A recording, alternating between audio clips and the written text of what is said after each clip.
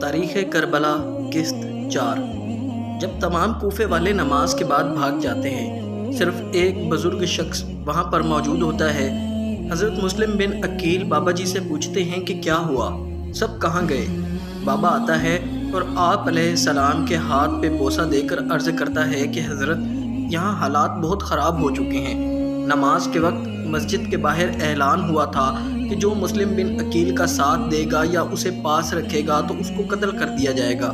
یہ اعلان سنتے ہی لوگ رفو چکر ہو گئے۔ میرا نام ہانی ہے، میں نے امام الانبیاء سرکار دو عالم صلی اللہ علیہ وآلہ وبارک وسلم کی زیارت کی ہے، میں ان کا صحابی ہوں، لہٰذا آپ میرے گھر تشریف لے آئیں۔ اب تو شام بھی ہو چکی ہے اور لوگوں نے اس ڈر سے دروازے بند کر دیے ہیں کہ کہیں مسلم ہمارے گھر نہ آ جائیں۔ تو جناب مسلم نے فرمایا کہ میرے ساتھ میرے 2 بچے بھی تھے، صبح ان کا بھی پتہ کرنا ہے، نہ جانے کس حال میں ہوں گے۔ بالآخر جناب مسلم بن عقیل حضرت ہانی کے گھر تشریف لے جاتے ہیں، صبح نماز فجر بھی ادھر ہی پڑھتے ہیں۔ صبح ہوتے ہی مسلم بن عقیل کی تلاش شروع ہو جاتی ہے۔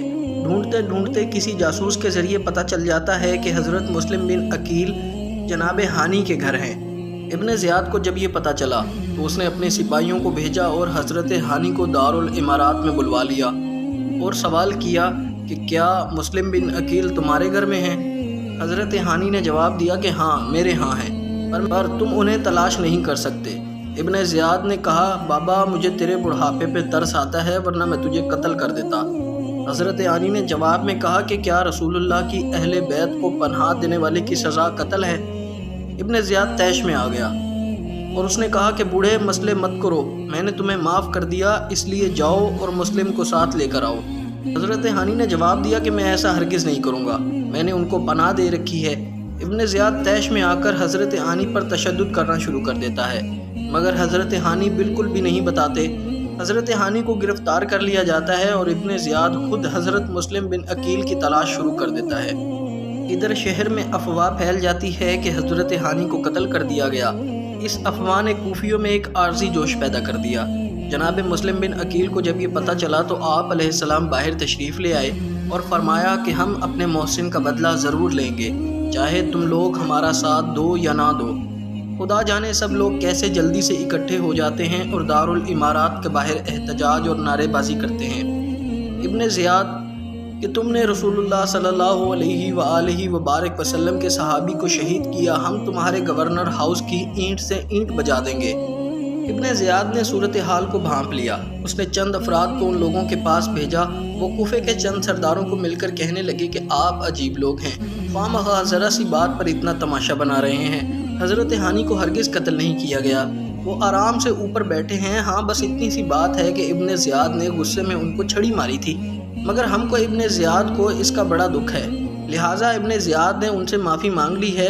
آپ ایسا کرو چند آدمیوں کو اوپر بھیج دو تاکہ وہ حضرت ہانی کو دیکھ لیں، لہٰذا اس معاملے کو ختم کرو، ہم کیوں اپنے بچے یتیم اور اپنی عورتیں بیوہ کرنے پر تلے ہیں۔ چنانچہ چند آدمی گئے، انہوں نے لوگوں کو آ کر بتایا کہ حضرت ہانی زندہ ہیں، گھبرانے کی کوئی بات نہیں، یہ صرف افواہ تھی۔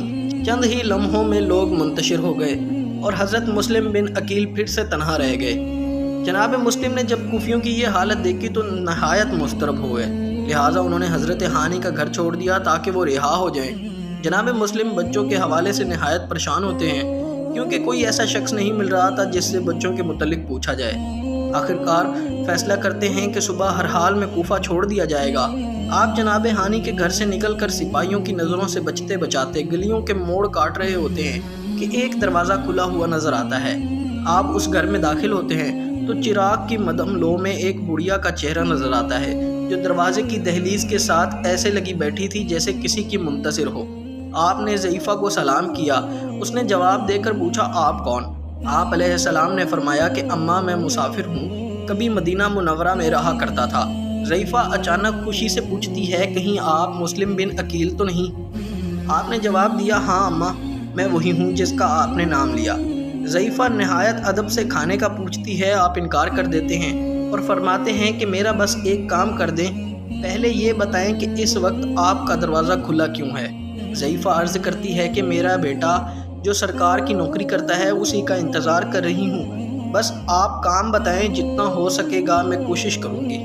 آپ نے فرمایا میرے ساتھ میرے 2 بچے آئے تھے جن کی مجھے کوئی خبر نہیں وہ اس وقت کہاں ہیں، بس یہی پتہ لگانا ہے تاکہ ان بچوں سمیت میں کوفہ چھوڑ دوں اور راستے میں ہی کوفیوں کی بے وفائی کا حال بیان کر کے امام حسین علیہ السلام کو واپس لے جاؤں۔ ضعیفہ بولی حضرت یہ تو معمولی سا کام ہے، میرا بیٹا سرکاری ملازم ہے، اسے اس بات کا پتہ ہوگا۔ تھوڑا وقت گزرا تو بڑھیا کا بیٹا بھی آ گیا۔ جناب مسلم بن عقیل کو اپنے گھر میں دیکھ کر گڑبڑا گیا، آپ کو سلام کر کے بیٹھ گیا۔